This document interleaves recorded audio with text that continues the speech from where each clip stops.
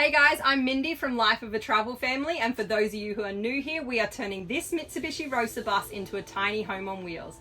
And in this episode, we're going to go through exactly how we installed our Cool J underbunk reverse cycle air conditioner.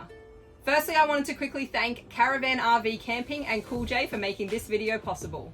Okay, so what is an underbunk air conditioning unit? So just like its name suggests, it is an air conditioning unit that can be installed under your bed or under a seating area in your caravan, RV or motorhome. The main reason we went for this style unit over a traditional rooftop is because honestly we don't love the way they look, and we also plan on having a large rooftop deck installed on our roof.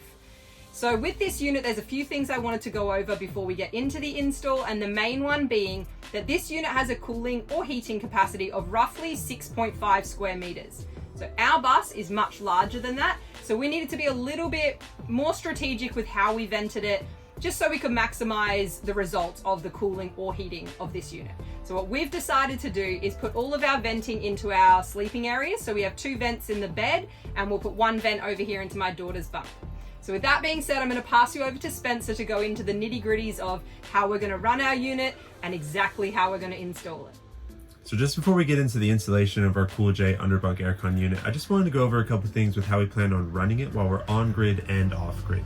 Now, when we're on grid, obviously we'll just be plugging into 240 volt and we'll be running all of our appliances, aircon unit included, through mains power. But when we're off grid, we have an off grid setup that allows us to run all of our appliances, whether they're 12 volt or 240 volt, completely off of our own power system. Now, our power system is comprised of 480 amp hours of lithium, 600 watts of solar on the roof, and a 3000 watt inverter as well. Now, all those numbers may sound like a lot, but what it means is we'll be able to run all of our appliances and our Cool J unit off grid without having to plug into mains power. Now, the Cool J unit off grid pulls about 40 to 60 amps, so that means that we'll be able to run it for a few hours at a time while still having enough power to run all of our appliances in the afternoon. Most of our power will get replenished through solar, but we also have the ability to go for a drive and charge it through our DC to DC charger as well. Now we'll go ahead and jump into the installation so you can see how we set it up. So now that we're installing it, we've got a nice little cavity in there. I'm gonna give you this handy template and also a few different systems for how to sort of stick it down. We're gonna go system 1 because it's just 4 holes. They're already sort of set up. They also give you straps in that if you wanted to sort of secure it that way, but I reckon the screws would be enough.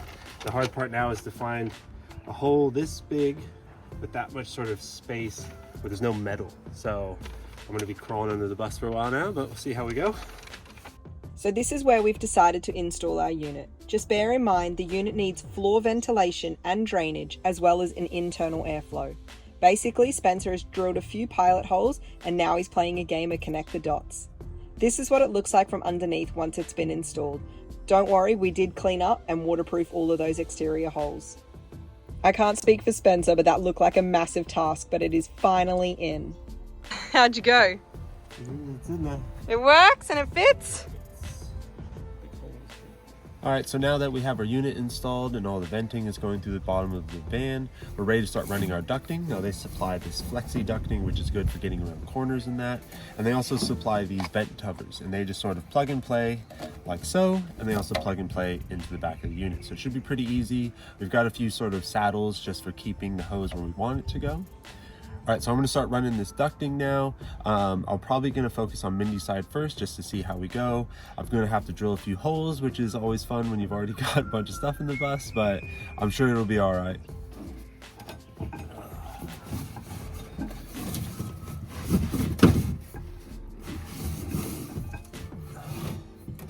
This is actually much tighter quarters than I thought. I'm gonna finish this up and then we'll show you the other side when we're finished. Okay, now Spencer's worked his magic under the bus. Let's go over exactly where we've placed our vents. So we have 1 on each side of our bed, and the vent caps rotate so that you can aim them towards us when we're sleeping or towards the kitchen area when we want to cool down that side of the bus. Our last vent goes directly into Naya's bunk area. Just bear in mind we still have to box in her vent. Another thing to note here is that you cannot control each vent's temperature or airflow, meaning they're either all on or they're all off. Okay, so let's have a quick look at the control panel and go over how simple this unit is to operate. It's so simple to navigate. You simply turn it on, select cool or heat, and then you can adjust the temperature and the fan speed right here. Okay, so the unit also comes with the remote control. Personally, we find that our controls are so close to our bed that we don't tend to use it as much. However, a feature that we do use and love is the Wi-Fi capabilities. So you can download the Smart Life app on your phone, and when you open it, it's connected through Wi-Fi to your unit and you can turn it on. And this is an amazing feature when we're sitting outside with our friends. We can turn on and cool our bus before we even enter it. So as you can hear, the unit itself is actually pretty quiet. It does make a little bit more noise from outside, but this is the internal noise. We find it no problems at all, even when we're sleeping. Okay, now the moment I'm sure you've all been waiting for. Does it actually work? Yes. I am beyond excited to finally have air conditioning and heating inside of our bus. So realistically, when we started this install, we just wanted to make sleeping more bearable in those hotter temperatures for us and Naya. So we focused all of our venting on the sleeping areas, when in actual fact, because the vents spin around and because Naya's vent actually aims directly out into our kitchen area, we have the ability to cool way over half of our bus. So it is more than what we have needed. And honestly, it only takes us about 5 minutes to cool down an area that large.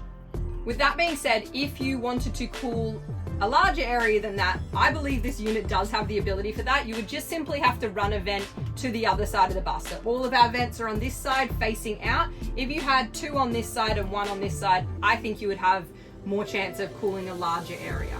So all in all, we are more than happy with our Cool J Underbunk air conditioning unit and its ability to not only cool but heat our bus. We are actually currently traveling up in North Queensland in Cairns, and it has been hot. So we have been giving this air conditioning unit a serious run for its money, And it has been amazing. Having an air unit means we can enjoy family time inside our bus on the hotter days, and most importantly, sleep more comfortably at night. So if you're looking for an alternative to the traditional rooftop units, I cannot recommend these enough. They do take up a large area of your underbunk, whether that's under your bed or under your couch, but for us, that was a sacrifice we were willing to make so that we could utilize our entire roof for storage and an upstairs deck. Again, I wanted to thank Caravan RV Camping and Cool J for making this video possible. The guys over at Caravan RV Camping have been so generous as to offer a discount code, which I will link below. And if you need anything for your caravan camping RV needs, I highly recommend jumping over and visiting those guys. I hope this video has helped, and if you have any questions, do not hesitate to drop them below in the comments.